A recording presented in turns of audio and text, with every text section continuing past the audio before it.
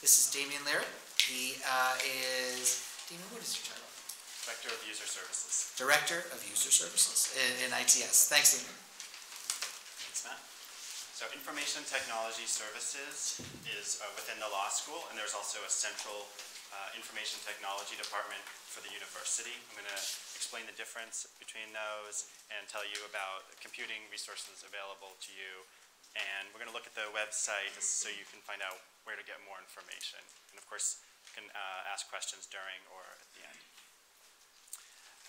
So the scope of my department, Information Technology Services, is the technology within the law school, which includes classroom technology like this, projectors, microphones, as well as lab computers, printers, kiosk machines that you see outside, any copying and scanning inside the law school, your LawKey account, which I'll talk more about, and websites basically that have www.law in them. We maintain that, as well as the email addresses with law.upenn.edu.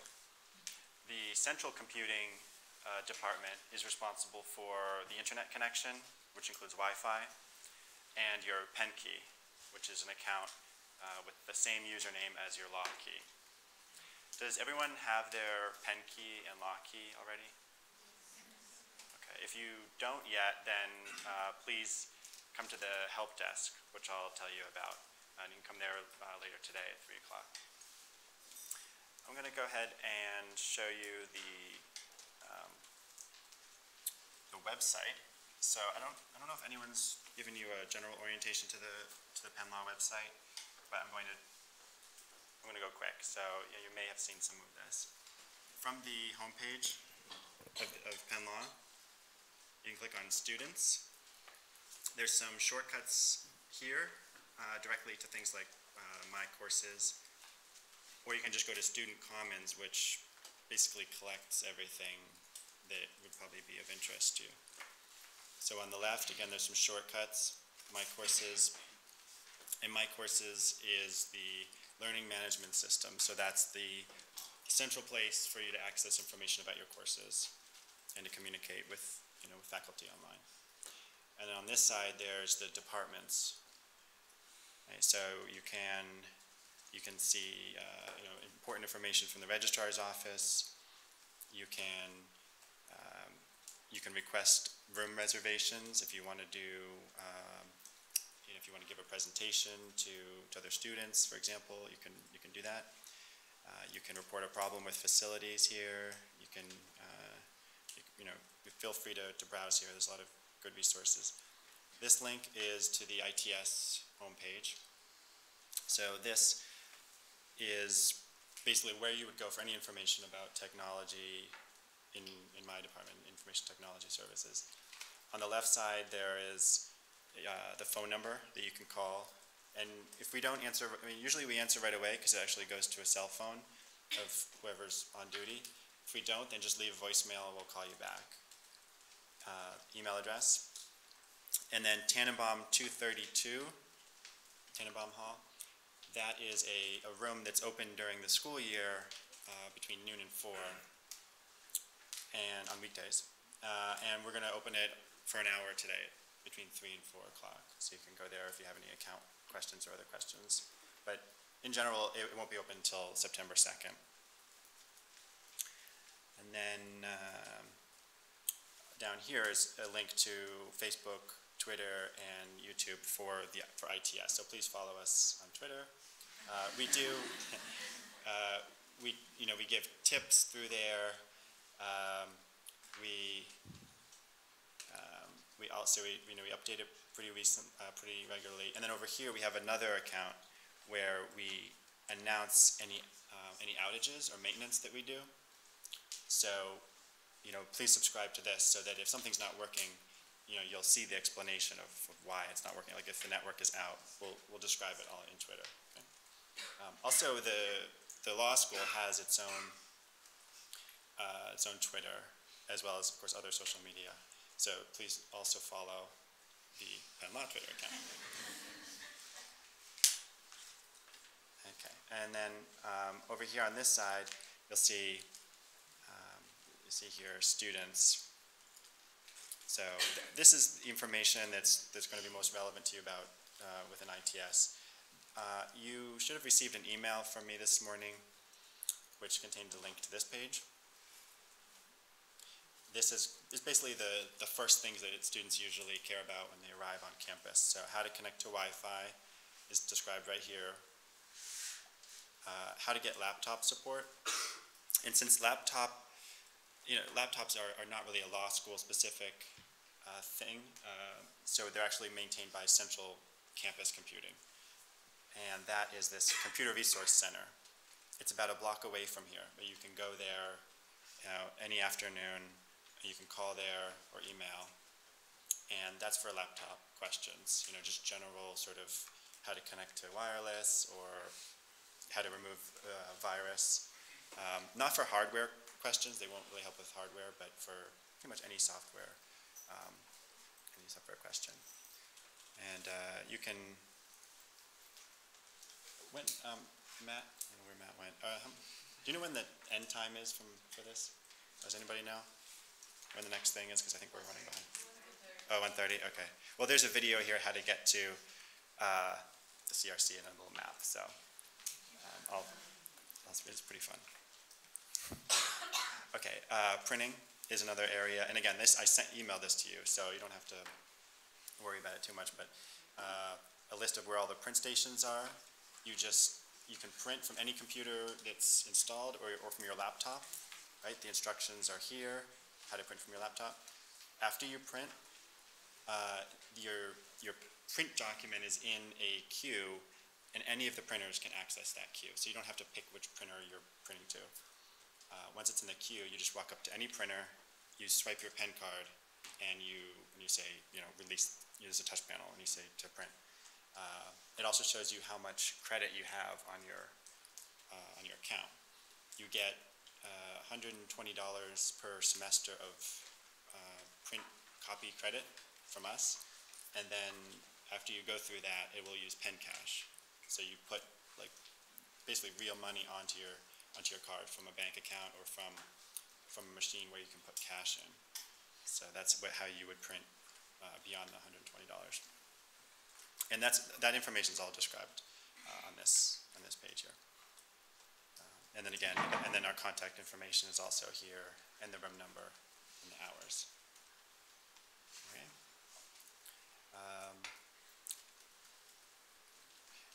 One thing I'd like to clarify about email, in case you haven't noticed it yet, is that we don't provide an email account. We just provide an address that forwards to your account.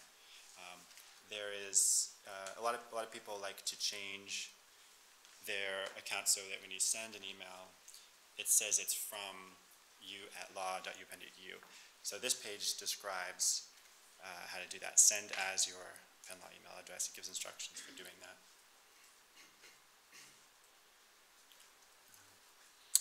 Okay, and the one thing you may not have done yet is update the law directory. If I go back here, I go to law directory, and this is the law key page. Yeah, law key. If you see a login screen that looks like this, it'll say law key. That's where you use your law key password in case it's a different password. Whereas your pen key is used for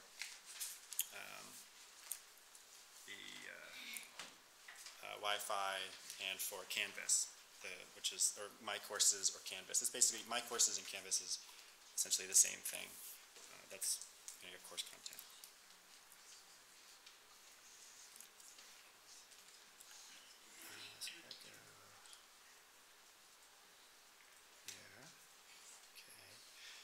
So yeah, a lot of you haven't yet entered in information about more personal information, but you can do that here.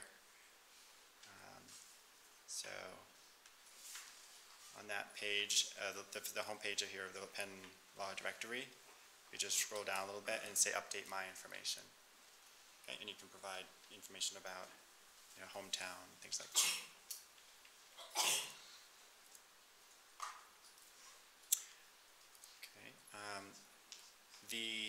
by having an account at Penn, you are subject to computing, like basically like terms of use for that account. And that information can be found here, the acceptable use policy. For example, you're not permitted to share your password with other people. If you do that by accident, for example, if you email it to us, like we would never ask for it, but if you email it to us, then just change it afterwards. I don't think that's written here, but there's another policy which is not to use your pen equipment or pen key to do copyright infringement. So if you put like BitTorrent or something on your laptop, the central pen will actually notice that, and they'll see that your laptop is doing like file sharing, and they will send you a warning and eventually disable your account. So please be aware of that policy. I think that and there's information about if you haven't bought a laptop, we make some recommendations here. I think that's all I have to talk about. So are there questions? So you reminded about the help desk thing today? Yep. 3 to 4. So if you have what seems like a specific question to you, you can go right up there, bring your laptop, and they'll help you out. General questions, IT stuff. Can you have more than one email address? Because I know you have one by default, which is the one with your pen username. But then I requested another one, and I don't know if I have two or I only have one. Yeah, so then you have 2 now. Okay. Yeah, you can. Then they both will persist. Okay. And then when you graduate, they also will both persist, but it'll be at alumni.law.upenn.edu. Okay, thank you. You can change the one that you requested. You could also delete that and change it if you want to.